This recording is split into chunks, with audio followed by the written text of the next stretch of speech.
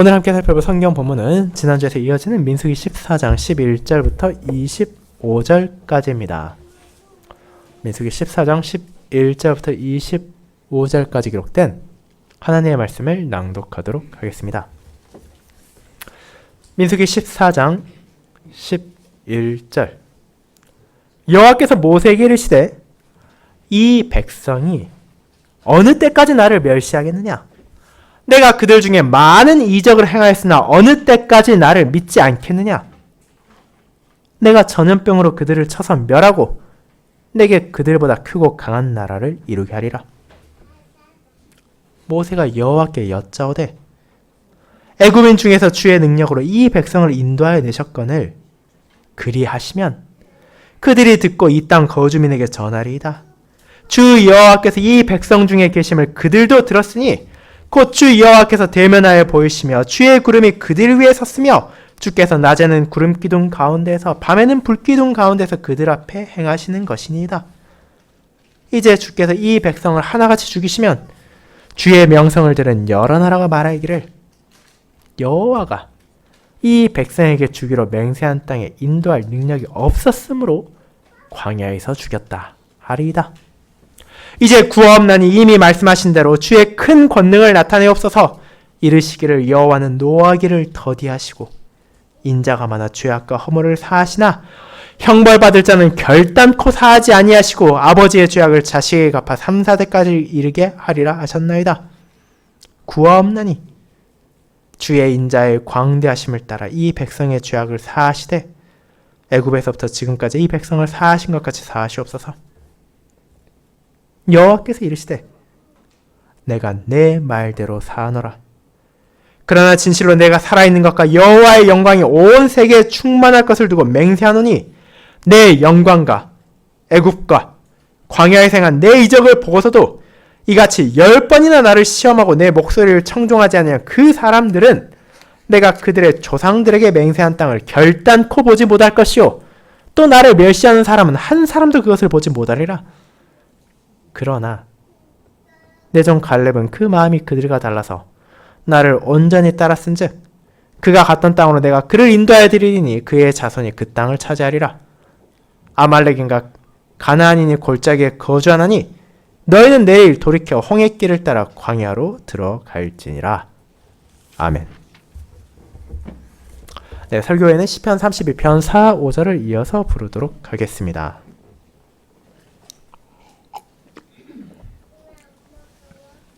사랑하는 주 예수 그리스도 안에 있는 형제 자매님들, 많은 사람들은 자신의 모든 것을 긍정해주고 언제나 자기 곁에서 격려와 위로를 전해주는 사람이 한 명쯤 있기를 바랍니다. 내가 실수를 해도 괜찮다고 말해주고 내가 잘못을 했어도 그럴 수도 있다고 넘어가주는 사람, 내가 원하는 것을 제공해주고 내가 싫어하는 것을 피할 수 있게 도와주는 사람이 내 주변에 있기를 바라는 것은 어린아이로부터 시작하여 나이가 지긋한 노인에 이르기까지 남녀노소에 구분 없이 대부분의 사람이 바라는 것입니다. 그리고 그 이유도 우리는 충분히 이해할 수 있습니다. 이 세상을 살아가는 동안 자기 주변의 비참으로 인해 사람은 괴로움을 당할 뿐 아니라 자기 자신의 부족함으로 인해 잘못을 저지를 때도 실수를 할 때도 너무나 많기 때문입니다. 그럴 때마다 지적을 받고 꾸중을 듣는다는 것은 견디기 쉬운 일이 아닙니다. 그렇게 그저 너그럽고 언제나 웃으며 자신을 받아주는 좋은 사람을 우리는 바라는 것입니다. 그리고 그것은 언약 백성들이라고 해도 예외가 아닙니다. 많은 신자들이 바라는 하나님은 어떤 분입니까? 우리는 그분이 자애롭고 사랑이 많으신 분이기를 바랍니다. 내 잘못은 용서해 주시고 내게 필요한 것만이 아니라 내가 원하는 것까지 충분히 베풀어 주시길 바랍니다. 그리고 그런 기대는 완전히 잘못된 것은 아닙니다. 하나님은 분명 자비로우시고 긍휼이 끝이 없으신 분이시기 때문입니다. 하지만 동시에 그런 생각은 하나님의 어떤 분이신지를 바르게 고백하는 것이 아닙니다. 하나님은 사랑이 많으시지만 동시에 공의로운 분이시기 때문입니다. 그분의 공의는 죄악을 외면하지 않습니다. 모든 죄는 그분의 진노를 불러오는 것이며 그분은 악을 미워하시고 죄인에게 합당한 심판을 선고하시는 지엄한 재판관이십니다.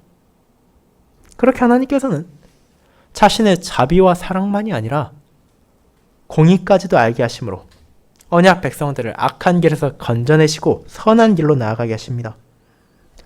그뿐 아니라 이를 위해 하나님께서는 자신의 종들을 세우심으로 그들의 중보사역으로 그 백성을 위해 간구하게 하시고 또 그들을 돌이키게도 하십니다. 그와 같은 하나님의 의로우심과 그분께서 세우신 중보자의 사역을 오늘 본문은 전하고 있습니다. 저는 이를 공의로운 심판 앞에서 나타나는 중보자의 사역이라는 제목으로 전하고자 합니다. 그리고 이를 세 부분으로 나누어 어째서 언약 백성들에게 심판이 선고되었는지와 그들에게 중보자가 필요한 이유와 또 그런 중보자의 사역을 통해 이스라엘에게 주어진 자비와 공의를 살펴보므로 모세를 비롯한 구약의 그림자들이 가리키는 온전한 중보자 예수 그리스도의 사역으로 우리에게도 비추어진 하나님의 의로우심과 자비로우심을 마음에 새김으로 그 공의 앞에 자신을 낮추되 그 긍휼하심 안에서 주님을 우리가 함께 찬양할 수 있기를 소망합니다. 이를 첫 번째, 언약 백성의 죄악에 대한 공의로운 심판. 두 번째, 자격 없는 이들을 위한 중보자의 간구. 세 번째, 언약 백성을 향한 하나님의 자비와 공의로 나누어 살펴보겠습니다. 먼저 첫 번째, 언약 백성의 죄악에 대한 공의로운 심판을 알아보겠습니다. 형제자매 여러분, 민수기 14장의 앞선 내용은 어쩌면 저와 여러분을 조금은 놀라게 했을지도 모릅니다. 만약 저나 여러분이 이 본문의 이스라엘 백성처럼 하나님의 은혜를 그렇게 강렬하게 경험하고 그렇게 자주 마주한다면 그런 행동을 절대 보이지 않을 것이라 생각했기 때문입니다. 그럼에도 이스라엘 백성들은 여전히 연약하고 여전히 부족하며 여전히 어리석었습니다. 그리고 우리 또한 그럴 수 있다는 것을 보여주었습니다. 그들의 그런 모습은 각 지파의 지도자들이 가나안 땅을 정탐한 후 백성 앞에서 한 보고를 어떻게 받아들이냐를 통해 나타났습니다. 12명의 정탐꾼들은 공통적으로 자신들의 눈으로 보고 자신들이 경험한 그 땅에 있어 긍정적인 측면과 부정적인 측면이 있음을 언급했습니다. 좋은 점으로는 그 땅이 정말로 젖과 꿀이 흐르는 비옥한 땅, 하나님께서 약속하신 대로 우리가 정말로 살만한 땅이라는 것이었고, 나쁜 면으로는 그런데 그곳의 거민들이 너무나 강성해 보이고 그 성이 너무나 튼튼해 보이고 그들의 군대가 우리보다 강한 것 같이 보인다는 것이었습니다. 그런 보고를 한 후 정탐꾼은 두 부류로 나누어졌습니다. 갈렙과 여호수아는 긍정적인 측면에 주목해서 저런 부정적 측면이 있을지라도 하나님께서 기뻐하신다면 우리가 그 땅을 분명히 차지할 수 있을 것이라 말했고, 남은 10명의 지도자들은 부정적 측면에 주목해서 그렇지 않다. 우리 지금 저 땅을 가면 저 군대를 이길 수 없으니 다른 방법을 지금이라도 찾아야 된다고 말한 것입니다. 이제 그런 보고와 정탐꾼들의 의견을 들은 이스라엘 백성들은 선택을 해야 했습니다. 모세의 말대로 모든 주저함을 버리고 가나안과의 전쟁을 준비하거나 혹은 10명의 정탐꾼의 말을 따라 다시 광야로 되돌아가 어디에 있을지 모르는 자신들의 살 길을 새롭게 찾아야 했습니다. 그리고 그것을 다르게 말하자면 믿음에 따라 하나님만을 의지하며 살아갈 것인지 혹은 자신들의 지혜와 자신들의 능력을 의지해서 스스로의 힘으로 문제를 해결할 것인지를 고르는 것이라고 할 수 있을 것입니다. 그리고 그들은 밤새도록 통곡하며 애통해한 후 결정 내렸습니다. 그것은 바로 믿음이 아닌 세상의 방식을 따르는 것이었습니다. 이스라엘은 이제 모세와 아론을 원망하고 여호와를 비난했으며 그분의 뜻에 따르는 대신 그분께서 세우신 지도자를 신뢰한 대신 이제 자신들이 직접 새로운 지도자를 세워 애굽으로 돌아가고자 했습니다.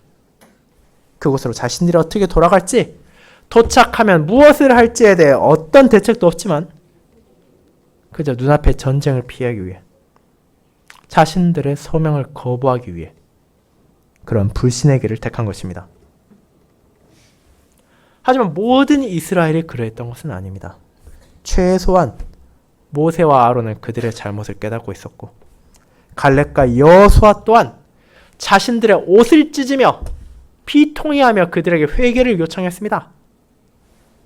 그 땅은 정말로 하나님께서 약속하신 대로 좋은 땅이고, 그 군대가 아무리 강하더라도 하나님께서 우리를 기뻐하신다면 그분이 우리를 인도하여 들이시고 그 땅을 주실 것이니 부디 제발 여호와를 거역하지는 말아달라고 말입니다.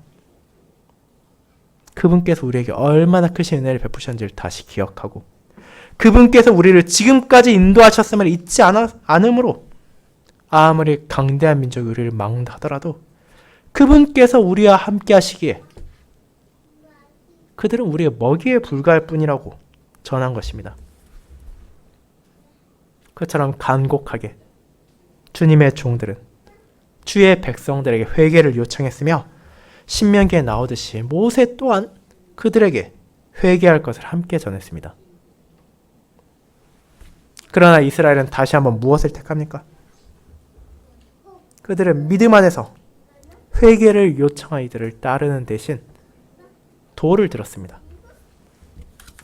자기들의 죄악을 깨닫게 하고 자기들의 무력함을 상기시킨 이들을 죽여버리고 이제 하나님의 뜻 신경 쓰지 않고 우리가 원하는 대로 살아가겠다는 강력한 의지를 보인 것입니다.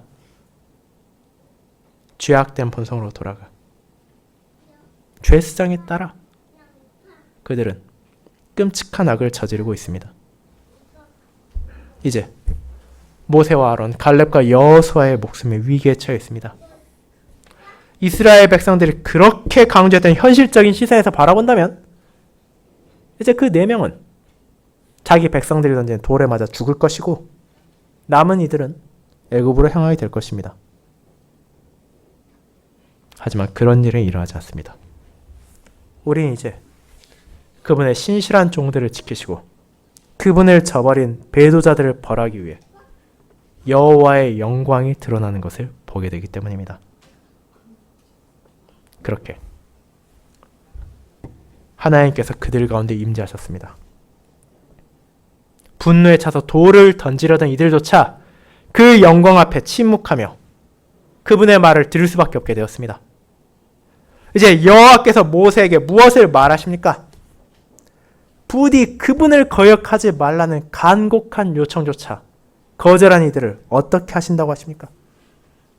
우리는 11절 12절에서 그분의 말씀을 보게 됩니다. 이 백성이 어느 때까지 나를 멸시하겠느냐? 내가 그들 중에 많은 이적을 행하였으나 어느 때까지 나를 믿지 않겠느냐? 내가 전염병으로 그들을 쳐서 멸하고 내게 그들보다 크고 강한 나라를 이루게 하리라. 이 말이 너무나 가혹한 심판처럼 들립니까?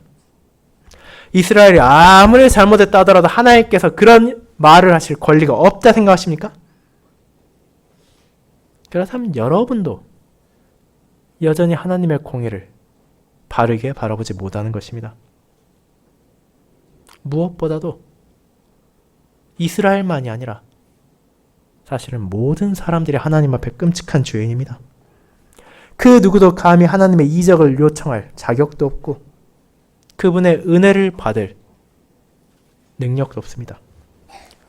그러나 하나님께서는 오직 그분의 선하심으로 이스라엘을 택하시고 그들에게 크신 은혜를 베푸셨습니다. 그렇게 그 모든 것을 경험한 이들은 하나님을 신뢰하고 하나님을 믿고 그분을 찬양하며 그분의 뜻에 따름이 마땅했습니다. 하지만 그들은 어떻게 했습니까? 그런 하나님을 멸시했습니다. 그분의 능력 믿지 않았습니다. 그분의 선하심을 의지하지도 않았습니다. 그렇게 그들은 여호와를 따르는 것보다 내 능력과 내 행동과 내 지혜가 더 나은 것이라 생각하며 공공연하게 그분께 반역을 저지른 것입니다. 심지어 그들의 죄는 이번이 처음인 것도 아닙니다. 오늘 읽은 22절에 나오듯이 그들이 하나님을 거역한 것은 굵직굵직한 큰 사건으로만 봐도 최소한 10건이 넘습니다. 그렇게 계속해서 여호와를 거부하고 그분을 원망하고 그분을 따르지 않는 이들이 정말로 하나님께서 택한 백성으로 약속된 땅을 받을 자격이 있습니까? 하나님의 공의 앞에 그들은 진멸되어 마땅합니다. 그분의 진노를 부르는 죄악을 반복한 이들은 그분의 공의로운 심판을 받아야만 합니다. 그렇다면 여러분은 어째서 이스라엘이 이렇게까지나 하나님을 멸시하고 그분을 온전히 신뢰하지 않는지에 대해 의문을 가지게 될 것입니다. 그리고 근본적으로 그 원인은 다른 데 있지 않습니다. 그들이 다른 사람들과 또 저와 여러분과 마찬가지로 여전히 어리석고 여전히 부족하며 여전히 악하기 때문입니다. 하나님께서는 이미 그들에 대해 이렇게 묘사하셨습니다. 목이 곧은 백성이라고 말입니다. 이 표현의 이스라엘이 어떤 민족임을 보여줍니까? 순종하기를 거부하고 자기 고집을 꺾으려 하지 않는다는 것을 보여줍니다. 목이 곧다는 것은 더 쉽게 말하면 마귀들 목이 뻣뻣하다는 것입니다. 자기 고집을 꺾지 않고 또 이는 파생적으로 교만하다는 것을 가리킬 수 있지만 더 직접적으로는 농가에 가축으로 기르는 소나 말이 그 주인들이 멍에를 메고 논이나 밭으로 끌고 가려 할 때 목을 뻣뻣하게 하면서 버티며 그 주인의 뜻을 따르지 않으려는 것을 가리키고 있습니다. 그리고 이는 이스라엘 백성이 어떻다는 것을 말합니까? 하나님께서 그들에게 거룩한 말씀을 주시고 그들을 가르치시고 그들에게 자신의 종을 보내셔서 어느 길로 나아가야 될지 하나님의 인도에 따라 살아가는 것이 어떤 삶인지 알려줌에도 불구하고 어떻게든 목을 뻣뻣하게 굳히며 그 길로 가지 않겠다고, 우리는 과거의 방식, 내 기준에 따라 내 생각에 따라 살겠다고 버티고 있다는 것을 보여줍니다. 하나님의 능력을 보고 그분의 진노를 경험할 때는 마치 매나 채찍질을 받은 소나 말이 잠시 주인을 따라가는 것처럼 보이더라도 조금만 불편해지고 조금만 틈이 생기고 조금만 여유로워지면 다시 목을 뻣뻣하게 하는 것입니다. 그리고 실제로 이런 모습은 출애굽 시기만이 아니라 그 이후에 이스라엘 안에서도 신약시대 이후의 교회에서도 어렵지 않게 발견되는 모습입니다. 그리고 그들이 그렇게 하는 데는 또 하나의 이유가 있습니다. 그것은 하나님의 공의를 너무나 쉽게 망각한다는 것입니다. 이스라엘이 하나님을 멸시하고 그분의 심판을 받는 것은 앞서 말씀드린 것처럼 이번이 처음이 아니고 이번이 마지막도 아닙니다. 그러나 이스라엘은 하나님의 자비와 사랑을 받으면서도 점점 그것을 당연하듯 여기고 있었고 조금만 불편을 느끼고 조금만 어려움이 있으면 그것을 당당하게 요구했을 뿐 아니라 마치 자신들이 그렇게 할 수 있는 자격이 있다는 듯이 권리를 가진 듯이 생각했습니다. 그리고 자신들이 무엇을 한다 하더라도 하나님께서 자신들을 벌할 수 없다고, 서로 벌하신다 하더라도 자신들을 버릴 수는 없을 것이라는 확신을 가지고 있었습니다. 그렇지 않고선 이런 행동을 계속해서 반복할 수가 없습니다. 그들은 하나님의 선하심을 악용했고 그분의 공의를 외면했습니다.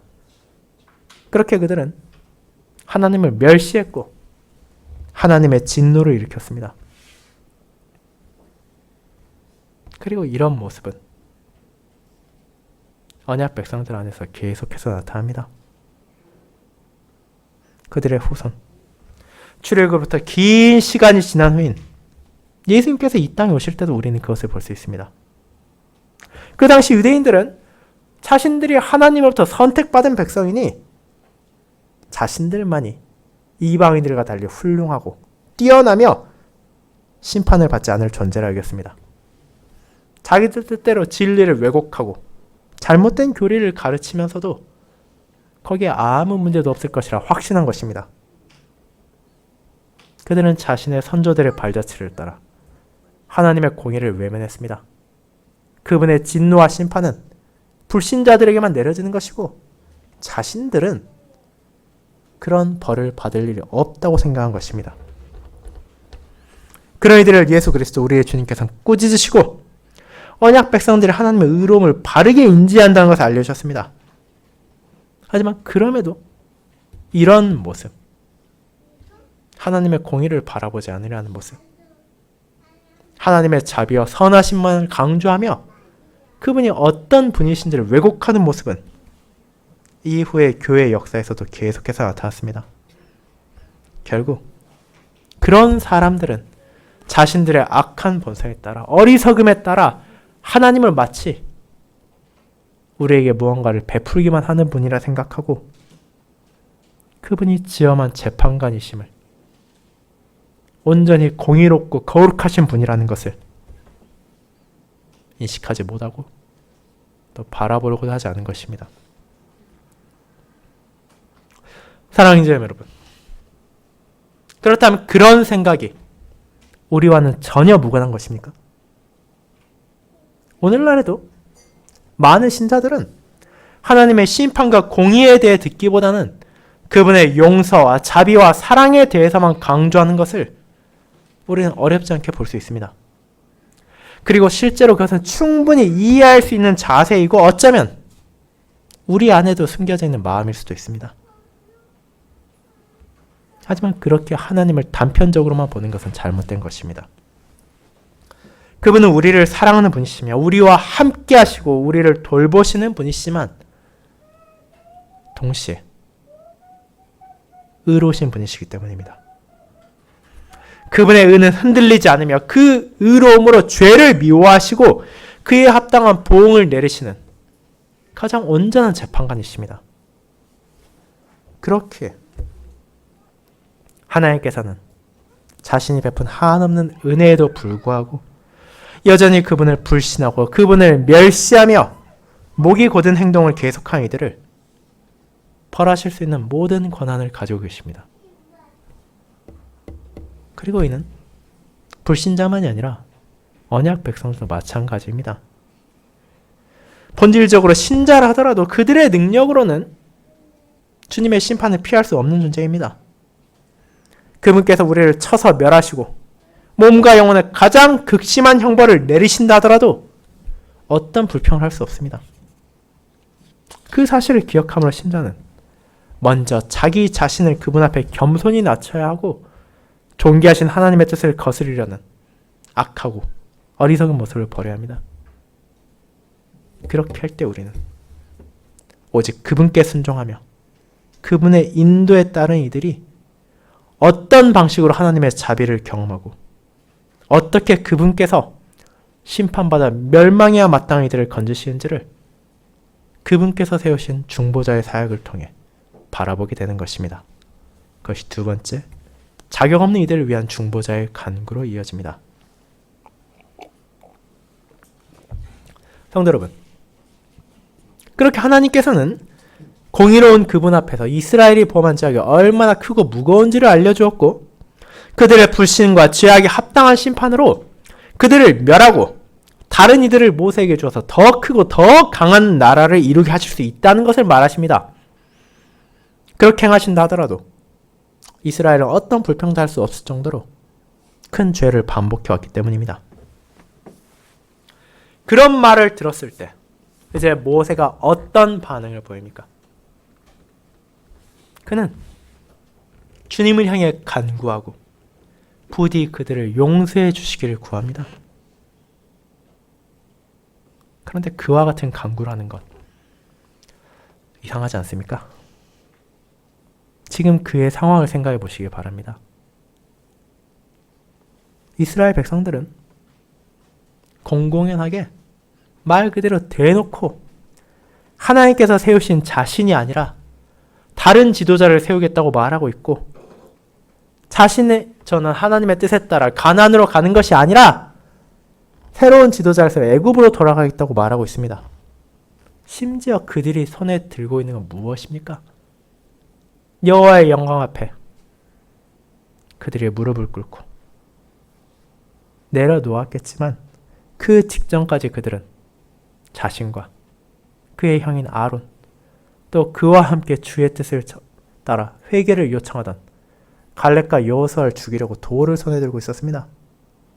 그리고 그 돌이 던져지기만 했으면 자신과 남은 3명 또한 죽었을 것입니다. 즉, 모세는 자신의 권위가 부정당했고 자신의 목숨이 위협받고 있었습니다. 만약 여호와께서 회막에서 그분의 영광으로 임재하지 않으셨다면 그는 죽었을 것입니다. 그런데 그렇게까지 자신을 거부하고 심지어 자기를 죽이려 했던 백성들을 위해 모세는 기도하는 것입니다. 이제 그런데 그의 간구의 내용까지도 세심하게 살펴본다면 그가 기도를 하는 것이 이상할 뿐 아니라 그 기도의 근거 또한 우리가 일반적으로 생각할 수 있는 것과 다르다는 것을 깨닫게 될 것입니다. 그의 기도의 근거는 이스라엘 백성에게는 하나도 없습니다. 그 근거는 오직 하나님께만 있습니다. 모세 자신도 이스라엘 백성들이 죄가 없다고 차마 말할 수 없었습니다. 실제로 모세야말로 그들이 얼마나 죄악된 존재인지를 가장 가까이서 경험한 인물이기 때문입니다. 그렇게 그가 하나님께 간청하는 이유는 이스라엘이 사랑스럽고 가치가 있어서가 아니라 만약 아무리 그들이 멸망당에 마땅하다 하더라도 하나님께 실제로 그들을 쳐서 없애신다면 그분의 영광이 더럽혀질 수 있다고 우려했기 때문입니다. 그는 이에 대해 3가지 이유를 제시합니다. 첫 번째는 여호와께서 그 백성을 멸하신다면 그분의 명성에 대해 이미 듣고 있던 이방인들이 조롱할지도 모른다는 걱정이었습니다.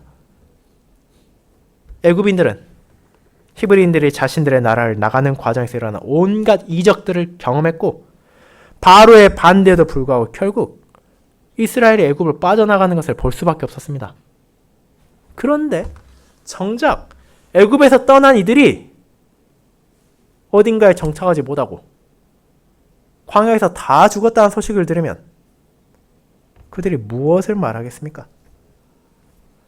저 백성의 신은 애굽에서 빠져나가게 하는 것이 다였나 보다. 결국 그들에게 새 땅을 줄 능력도 없고 광야, 저 황무지에서 자기를 따른다는 백성들을 다 죽게 할 정도로 능력도 없는 신이다라고 조롱할 것입니다.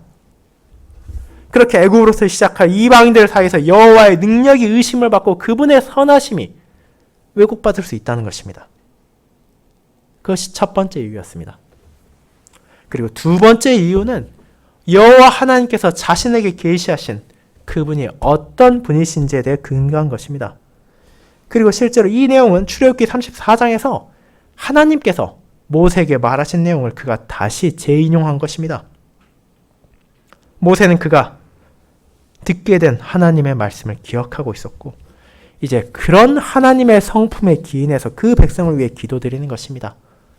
하나님께서는 분명 공의로운 분이시지만 죄를 보응하셔야지만 노하기를 더디하시고 인자가 많으신 분 아니시냐고 말하고 부디 그들을 참아주시고 그들을 용서해 주시기를 구하는 것입니다. 그를 통해 그분의 크신 권능을, 크신 인자를 드러내 주시기를 부탁드린 것입니다. 그리고 그의 마지막 이유는 그분의 인자의 광대하신 그분의 인자하심의 끝없음을 통해 이스라엘을 용서해달라는 것입니다. 그는 이렇게 말합니다.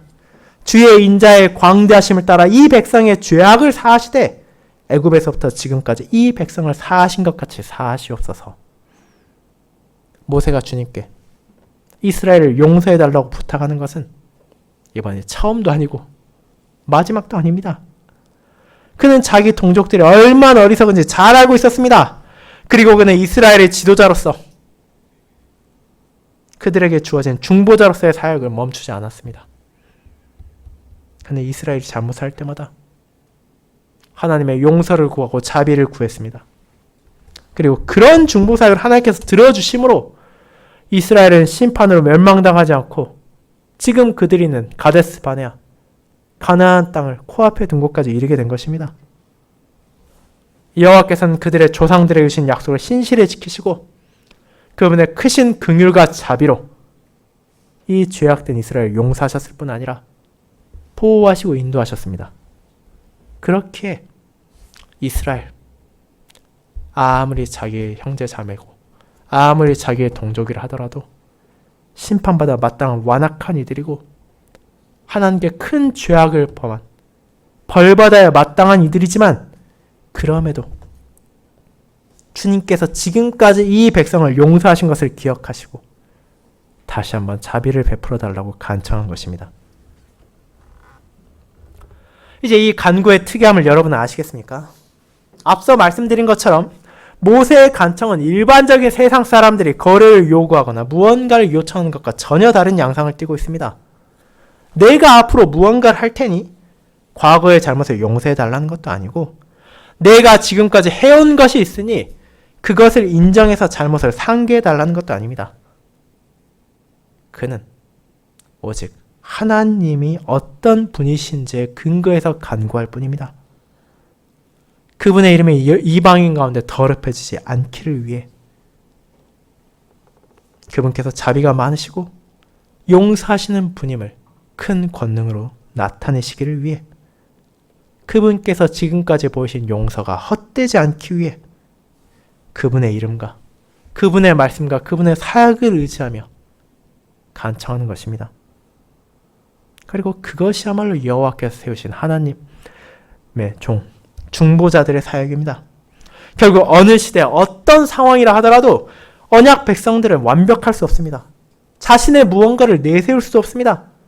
그들은 온전히 주님께 순종할 수 없는 자들이며 크고 작은 죄를 멈추지 않고 짓습니다. 주님의 은혜로 거듭난 신자라도 이것은 결코 벗어날 수 없는 현실입니다. 그렇게 중보자는 언제나 오직 하나님의 긍휼하심에 근거하여 용서를 구할 뿐이고 그런 주님의 자비를 그 백성들이 바라보도록 하는 것입니다. 용서와 죄의 사함은 오직 주께만 있기 때문입니다. 그렇게 자기 백성을 위해 간구하는 구약시대의 모든 중보자들은 결국 그들의 사역과 삶의 궤적을 통해 단 한 명의 완전한 중보자를 가리키고 있었습니다. 그것은 자신들이 결코 완수할 수 없었던 중보사역을 온전히 성취하실 예수 그리스도였습니다. 그분께서도 이전에 그림자로 왔던 중보자들과 마찬가지로 그 백성을 위하실 이유가 없었습니다. 모세를 박해했던 이들은 예수님을 박해했고 모세를 따르지 않았던 이들은 예수님을 따르지 않았으며 모세를 원망했던 이들은 예수님을 원망했고 모세를 죽이려 했던 이들은 예수님을 죽이려 했고 그리고 실제로 죽이기까지 했습니다. 그런 이들을 정말로 생각하며 기도할 필요가 있습니까? 인간적으로 보았을 때 그럴 필요도 없고 그럴 수도 없다고 얘기할 것입니다. 그러나 우리의 주님께서는 온전한 중보자로서 그분께서 주어진 소명을 신실히 이어가셨습니다. 그것이 자신에게 주어질 과업일 뿐 아니라 하늘 아버지의 영광을 위한 것임을 아셨기 때문입니다. 그렇게 그분께서도 오직 하늘 아버지의 신실하심에 근거하여 그분의 백성들의 용서를 구했고 그 중보사역의 완성을 위해 참 하나님이시며 의로우신 참 사람이신 자기 자신을 내어주셨습니다. 그렇게 그분께서는 자기 백성들이 마주해야 할 진노의 잔을 직접 받아들이셨고 그들이 겪어야 할 끔찍한 심판을 스스로 감당하신 것입니다.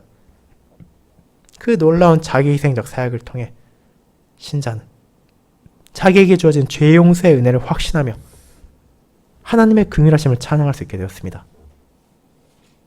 사랑하는 여러분, 이와 같은 중보자의 사역은 본질적으로 하나님의 긍휼하심을 가리키고 동시에 우리의 무능함을 가리키고 있습니다. 하나님의 공의를 바라보며 자신을 낮춘 신자는 그분의 공의를 나 자신이 만족시킬 수 없다는 것을 깨닫게 되기 때문입니다. 그런데 그런 이들을 위해 하나님께서는 중보자를 세우셨고 그런 중보자들이 가리키던 그리스도의 온전한 사역으로 이제 우리가 죄의 용서를 확신할 수 있게 하십니다. 그렇게 모든 신자는 그 확신에 감사하지만 동시에 그 용서가 오직 은혜로만 주어졌다는 것을 잊지 말아야 합니다.